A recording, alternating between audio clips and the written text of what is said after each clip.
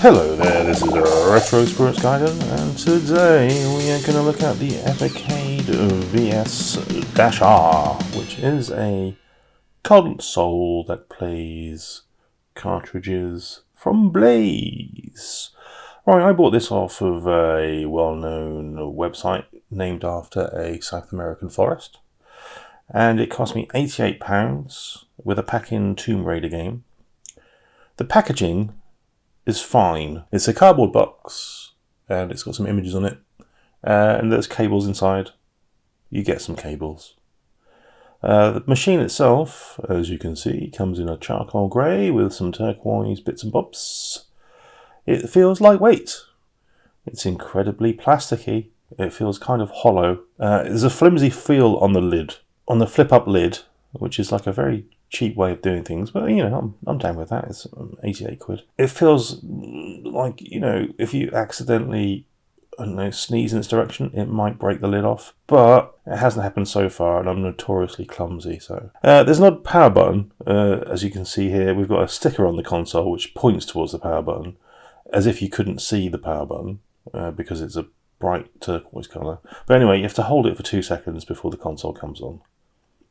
That's all exciting, isn't it? We've got an HDMI out on the back. We've got a USB charging port on the back. There's a blue button, which I think is a self-destruct button, or something to do with Wi-Fi. There's 4 USB slots on the front of the console for multiplayer games, I guess. There's some graphic design printed on the case. Look at that. Oh, mate, they've gone and, like, I don't know, maybe they've etched it. They haven't etched it. It's just a sticker, isn't it? They've put a sticker on the case. That's fine. There's some vents there. I don't know what they're for. The machine doesn't seem to get hot. The cartridges kind of do sometimes.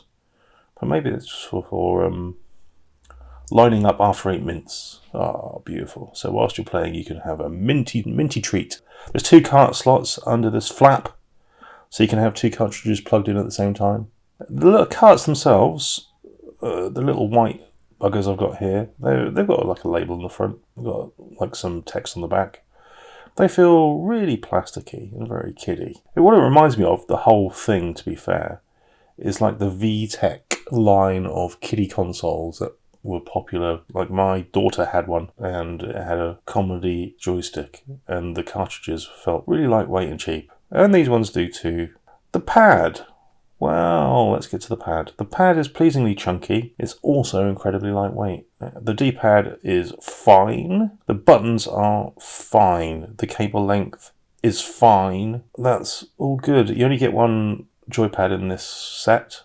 I'm assuming you can use lots of other USB type joypads. I haven't tried many, but I have tried my arcade sticks, my Hori arcade sticks set to X input, and they work apart from when you want to go left in any game or press left directions. They just won't go left. So there's obviously some sort of emulation issue with X input things where D-pad directions of left, left up and left down will not work.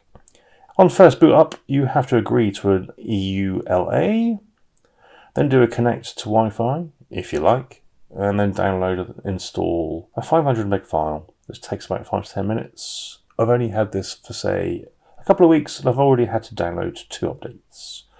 I don't know what the second update did. It didn't fix the X input. I tried again with my Hori sticks to see whether the X input was fixed in the update. It was not. When you plug the cartridges into the console and you go to the dashboard, the games can be listed alphabetically, or you can list them by cart. You get to adjust dip switches, which you can't do on the Super Pocket. You can redefine buttons, which you can't do on the Super Pocket. You have options for each game. Well, no, actually it's a generalized option where you can change the screen size and add scan lines. The Pixel Perfect mode has visual issues around scaling. Zoomed in mode with scan lines looks pretty good, so I kind of tend to use that, but there is some jerky scrolling, specifically in the vertical games. And the jerkiness is worse when you're zoomed in more, and it gives me a frickin' headache. It's like, it stutters every like every second or so. It's annoying and more noticeable in some games than others. Thankfully, Outzone isn't one of them, but Truxton was. There's no TATE mode, so you can't rotate and use a full screen. And the jerkiness doesn't appear on the Super Pocket, so I don't know what's going on there. Looking at the suite of games you can buy, because there's adverts all over the dashboard for the games you can get. And they've got this like collection thing going on where it tells you how many games in the set you've bought and how many games are available. They're sort of getting into the collection thing there. But there's like a lot of Amiga games and bits and bobs like Commodore 64 games. If you like all that stuff, you can get that emulated on here.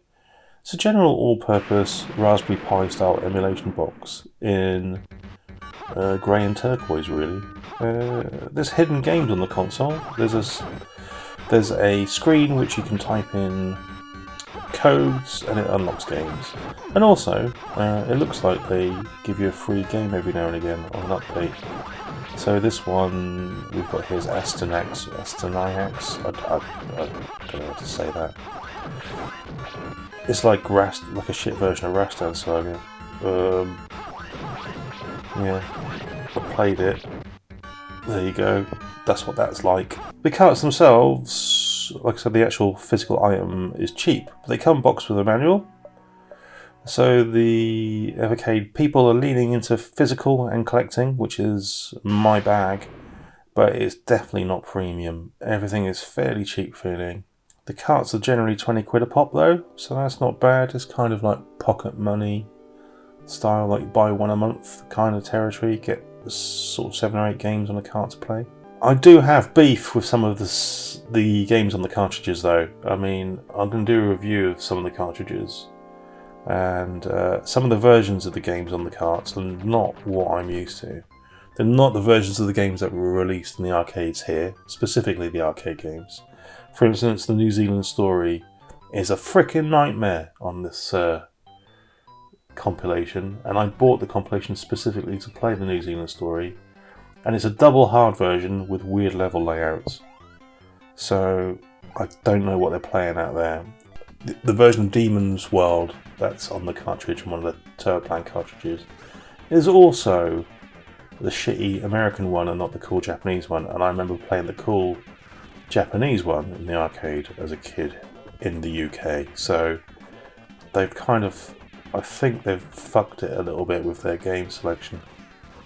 There are also emulation bugs in the games. I mean, Mark of the Wolves has the same bug in it that the Neo Geo Mini had, where the backgrounds don't render properly. I'm going to enter some bugs into their bug database and hopefully they'll fix some of this stuff because it's a bit shoddy. The background in Mark of the Wolves on the EVERCADE does eventually sort itself out, but then it goes out of time again. So it might be something to do with emulation timings versus the console innards. The Neo Geo Mini had a really low power processor in it, so it just never timed the game correctly. The EVERCADE seems to be a bit better in that regard, but not perfect. The 3D games I've tried on here, Tomb Raider, they work. I fucking hate the games though. I've never liked Tomb Raider. And it's ugly, it's annoying to control, and I just don't want anything to do with it. Although, we've got shoulder buttons on the joypads, so it does replicate the original PlayStation's joypad to some degree, which is fine. There's no analog sticks on this joypad. I don't know if there's analog support on this console. So there you go, cheap and cheerful kind of emulation box aimed at physical collections of arcade and home computer style games. It's alright, I've enjoyed using it. I like the handheld as well. I like the Super Pocket, although playing vertically oriented games in the Super Pocket can be a bit painful for the old eyes. You can't redefine any of the buttons on the Pocket, and you can't change the hardness of the games. So this is another thing, there's dip switches in these games. The versions that are on the cartridge are set to hate human, and they will, specifically some of the Tailpan games, they're almost unplayably hard. The dip switch settings are shoddy for pocket consoles. They really need to be getting that pocket updated with dip switch settings, because it's no fun playing a vertical game on a tiny screen set to murder your face. So yeah, I might put that in my report back to EVERCADE as well. We'll see if they action any of this crap. Like, I really want my arcade sticks to work with this console. I really do. But we'll see what happens. Alright then, that's the EVERCADE. It's okay. It's not super expensive, and you get physical items. There we go. Alright then. Ta-ra.